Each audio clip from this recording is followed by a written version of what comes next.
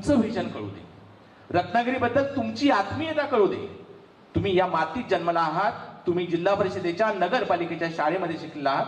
पहिला मुद्दा आपण शिक्षणाचा घेतला, आरोग्याकडे जाणार आहोत, पर्यटनाकडे जाणार आहोत। माझ्या भूमिकेतून माझी रत्नागिरी कशी असली पाहिजे, 5 वर्षानंतरचं चित्र तुमच्या डोळ्यासमोर आज दिसलं पाहिजे आणि ते लोकांना कळलं पाहिजे। करोडो रुपयांचं स्विमिंग पूल होऊ शकतं, इथं लाखो रुपयांचं नाट्यगृह होऊ शकतं, इथं 12-14 कोटीचं नगरपालिकेची इमारत होऊ शकते।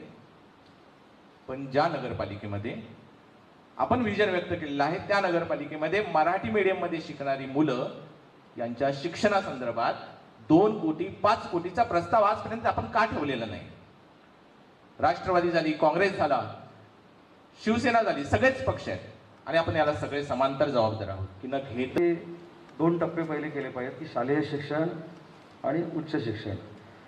मी ज्या खात्याचा मंत्री आहे त्याचं नाव आहे उच्च व तंत्र शिक्षण विभाग आणि माझ्याकडे सुद्धा अनेक विभाग येतात। त्याच्यामध्ये रत्नागिरीमध्ये काय व्हिजन असलं पाहिजे, एज्युकेशनल असलं पाहिजे किंवा आता इंजिनिअरिंग सांगितलं ती गोष्ट काही मी नाकारत नाही। आणि दुसरी एक मला आपल्याला विनंती करायची की असा एक कार्यक्रम घ्या की समोरच्यानी पण टीका केली पाहिजे आणि टीकेला उत्तर पण दिलं पाहिजे, बरोबर? आणि टीका केल्यानंतर वाईट वाटून घ्यायची काही गरज नसते। माझ्यावर बसलेली सगळी मंडळी टीका करतात पण मी काही त्याला प्रत्युत्तर देत नाही।